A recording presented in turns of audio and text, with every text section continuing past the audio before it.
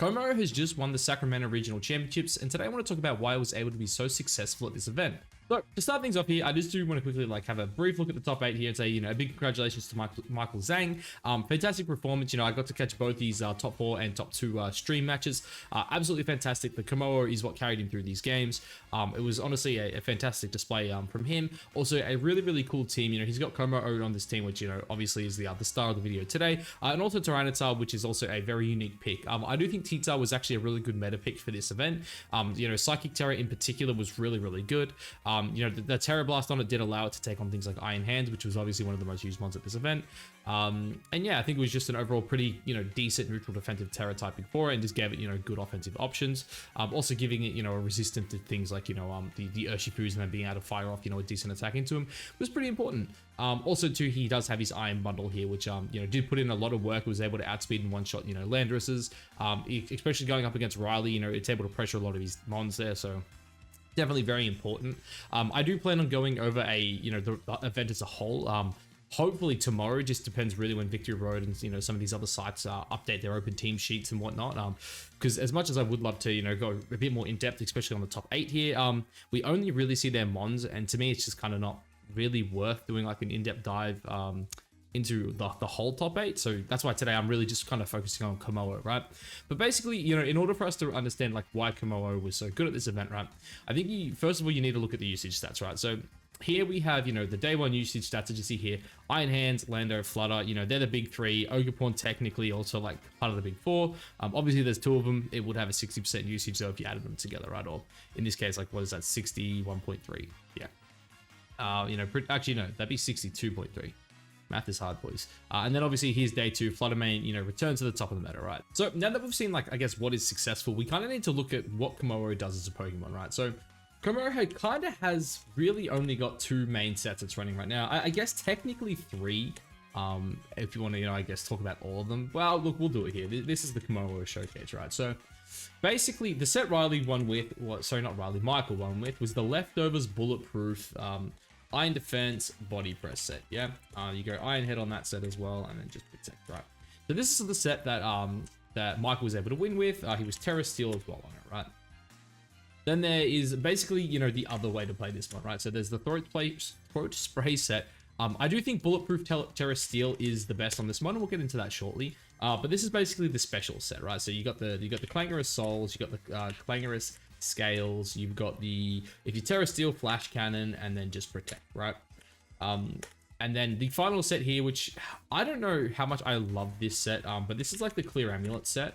And this is like the Clangorous Soul, and then you go like Drain Punch.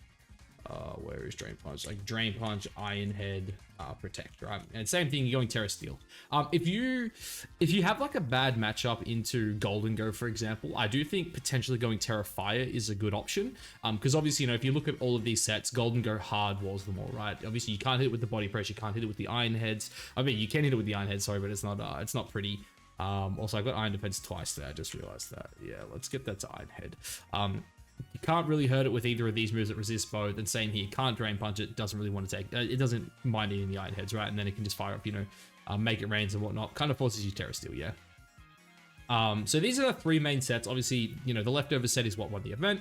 But I do think these sets also, if you've got the right team, they can both be really, really good, especially if you pair it with things like Sinistra, potentially Clefairy and whatnot, right? And quickly before I guess we get into each of the sets individually, why Bulletproof is so good for those of you who don't know is basically it stops Shadowfall, right? And then with Terra Steel or Terra Fire, you resist Fluttermane. So this basically, like these Terras paired up with Bulletproof mean that you can just like hardwall a Fluttermane. It can't do anything to you. Yeah, sure, it can Moonblast you, but you're going to eat it. Like if you look at this mon's bulk, like its HP stats pretty bad, but like you almost always want to max the bulk of the HP on this mon. Its special defense naturally is like already really, really good. So yeah, you don't really need too much there, right? But I guess why did Kommo-O, especially with this set, do so good, right? So, oh, wrong one. So if we go back to here, right? So we kind of just touched on Fluttermane there, right? So obviously Fluttermane, you can hardwall this mod, right? Like obviously with Iron Head, with, Flamethrower, whatever, you can deal quite a bit of damage to it, but it also just doesn't touch you, right? And then Landorus, right? Landorus, obviously Intimidate is really annoying for this one, but, you know, after like 2 or 3 iron defenses, Landorus does not, sorry, I meant to say after 1 or 2. So after you get like +2, +4 defense, Landorus just does no damage to you. Body press still does a ridiculous amount. I'm pretty sure at +4, it's like always a 2-hit KO, which is like kind of insane because like Landorus resists it. But yeah, like really important. Iron Hands, it can't touch you. Ogerpawn, if you don't Terra, can't really touch you, even if it crits you. With Ivy Cudgel, doesn't really do much. Rillaboom, you love if the opponent brings Rillaboom because it just gives you more healing and like you resist all its attacks. Urshifu, it can be kind of annoying because it can like CC you, but you resist the Surging Strikes and you resist the Wicked Blows, even from the Dark Urshifu, which is really good. Heatran, you resist it, it has to Flash Cannon you, which is like whatever. Water Ogerpawn, you resist it. Tornadus is actually quite annoying. Obviously, you don't really want to eat those, you know, the Liquid Storms, Air Slashes, whatever, but Terra can obviously get you around that. I do think Chien-Pao is one of the best ones into you. One, because if you don't Terra, Ice Spinner is, you know, super effective damage. And I'm pretty sure even if you're like +4, it's still doing a good 30-odd%. Sacred Sword is also insane. If you Terra in front of this and go Terra Steel, it's probably just going to one-shot you. King Gambit, you beat it like easy. Like you hardwall King Gambit, which is like been, you know, one of the big meta adaptations right now. And then D-Knight really relies on Outrage to beat you. And again, Terra Steel can kind of get around that. And then, you know, Iron Defense up and just start body pressing it down. Also, if it goes Terra Normal, you eat those. And body press obviously is just really good into it if it does go Terra Normal. So it has just a fantastic matchup into the metagame right now. And I think that like this winning, or this set in particular winning, I'm not surprised by it. Again, if you go and watch this, go and watch the stream games, like it put in so much work, dude. Because like obviously the metagame is incredibly physical, right? I've done it again, gone back to that Twitter, sorry. Like you look at this, yeah, sure, you've got, I think it's 3 special attackers, right? You got Flutter, Heatran, Torn. Yeah, Torn's kind of like a support. Heatran, like, and Flutter, like you kind of resist them, right? Like obviously you have to Terra in front of Flutter. If you don't, you get one tapped. But again, you kind of build your team around that, right? You kind of put yourself in a position where you don't care as much about the Flutter main. And again, you look at his team here. Hisuian Arcanine does not care about Fluttermane. Rillaboom doesn't really care about Fluttermane. Tita, like, kinda, yeah, but also, like, AV plus Sand, it's free. Also, like, Hisuian Arcanine in Sand as well is, like, also incredibly good into Fluttermane because you get the free Assault Vest, basically, which is, like, a really cool synergy with this team as well. And then also, you've got your own Fluttermane. You've got, you know, Speed Boost, the Icy Wind Iron Bundle here, so you know, Michael's team had a lot of answers into opposing Fluttermane and was able just to set up a lot of end games for the Kommo-O here, especially too when you look at Riley's team, right? What is stopping, you know, turn 1, you know, this Kommo-O just from getting up an Iron Defense and winning the game, right? My instant, you know, assumption here you would think is the Amoonguss, right? But you've got counterplay to Amoonguss, right? You've got things like pivoting into your own Rillaboom as you protect. Also, I'm pretty sure just like what happened was he led the Hisuian Arcanine plus Kommo-O. And then just like threaten a Flare Blitz turn 1. It's like, yeah, sure, you could go Terra Water, but the second you go Terra Water, like you really need to make sure you break that Kommo-O before it gets set up, or it's just going to be GG. Like, yeah, you can put it to sleep, but it's getting its +2 for free. And then at that point, it's like, oh crap, you know, if you go Terra Water, like Amoonguss is just going to eat you. You don't like resist the Rillaboom attacks anymore. It's just really awkward, right? And it was able to put so much pressure on him. He also played against Rhaegar here as well in the top 4. Really, he was just relying on like Ninetales plus Magma Storm. And it was actually really unfortunate. Rhaegar did miss 2 Magma Storms of 3, I think he clicked. It was kind of weird though. Like the first one he missed definitely mattered because he ended up critting with the Landorus. But if he doesn't crit and he hits the Magnum Storm, it was probably still over anyway. But then he ended up missing his 3rd one. But again, at that point, sorry, yeah, he missed a 2nd one later. But at that point, it didn't matter. But yeah, the Kommo-O just dominated that match as well. Yeah, so like if you look at all these teams, right, it's just so good. It beats the King Gambit, which is like the meta call right now. It's like got really good matchups into a lot of things. It hardwalls the Ogerpawns, really good into the Urshifus. Like the only thing it really doesn't love is these special attackers. But again, when you pair up like, you know, T-Tar plus Hisuian Arcanine, all of a sudden like you're not that scared of these special attackers, right? You got these 2 really bulky mons that hit really hard, and they just put so much pressure on the board. I do believe Michael was also running a supportive Hisuian Arcanine with Will-O-Wisp as well. I could be confusing it for someone else, that maybe Shane I could be thinking of. I'm pretty sure one of these guys was Bandit, the other was not. One was Figgy Berry. I want to say Michael was Figgy Berry. I'm not too sure off the top of my head though. Again, unfortunately, no open team sheets here. Yes, basically this was the, you know, the Kommo-O that won, right? I think it just matches up so well, yeah. Like the ability to take on all these physical threats, hard wall them with Iron Defense. You know, you've got lefties protect plus, you know, Rillaboom. you're getting 12% back, like, you know, your Iron Defense, Protect, Iron Defense, Protect, all of a sudden you've just got 24% of your HP back, then you just start killing absolutely everything with it, right? And then as well, if you pair this up with, you know, obviously the Speed Booster Iron Bundle here, right? What you can do is you can run things, for example, like 112 speed. And basically what 112 speed allows you to do is like outspeed like all base 100s and slower that are max speed, right? So at least, you know, like -1 with Iron Bundle, thankfully.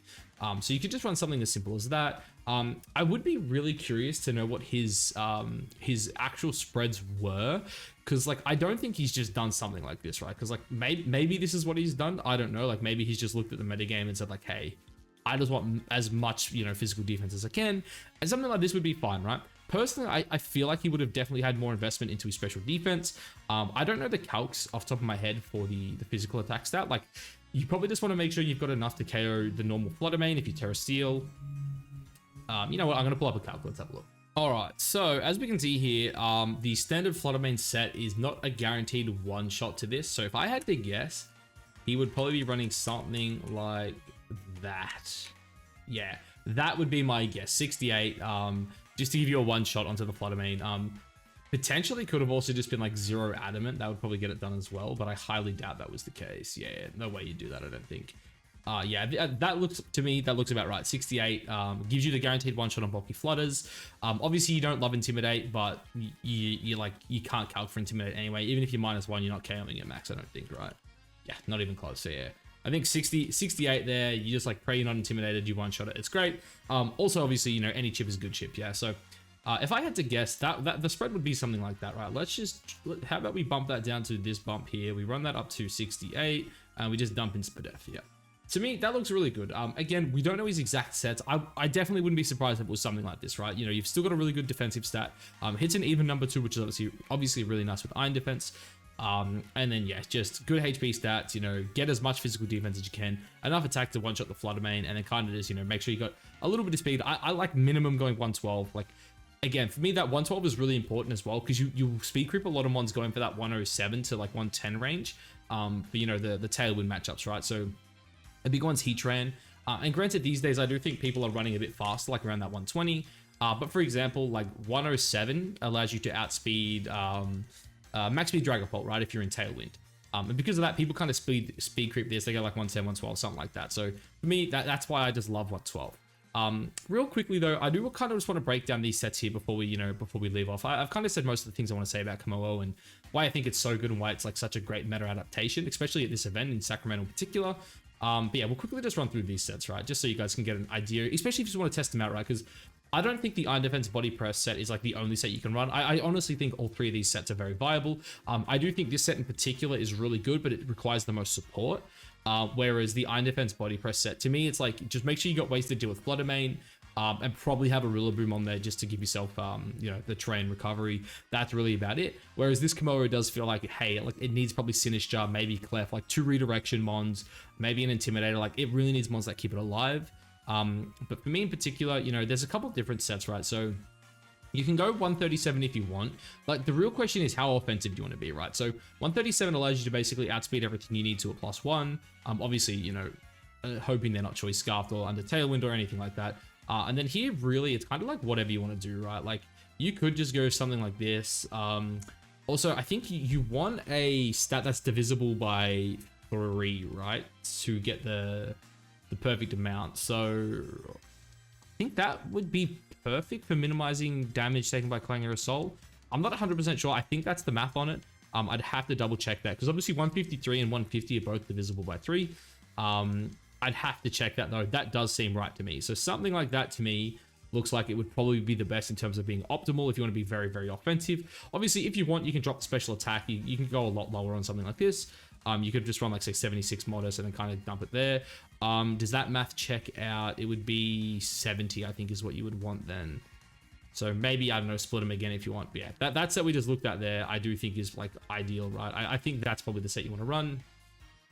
And yeah, look, this one, it just puts out a lot of damage, right? If you ever get off a Clangor Assault, or even 2, like if you guys do test this, remember, you can use it more than once, right? I see a lot of people, they'll like get +1, like Omni Boost, and then they'll just like start clicking buttons when like the board's free. It'll be like, you know, they can't touch you. You're next to a Friend Guard, Clefairy, and it's like, why not just click it again and just heal again and then get, you know, +2 in all stats and then end the game. So yeah, Kommo-O, you know, that's a throat spray set. Obviously getting +2 special attack and an Omni boost. For those who I guess don't know as well, the Omni boost, it's +1 into every stat. Which means, you know, again, having all these being even numbers is also really nice. Obviously you can't really get that even, but you really want that 137.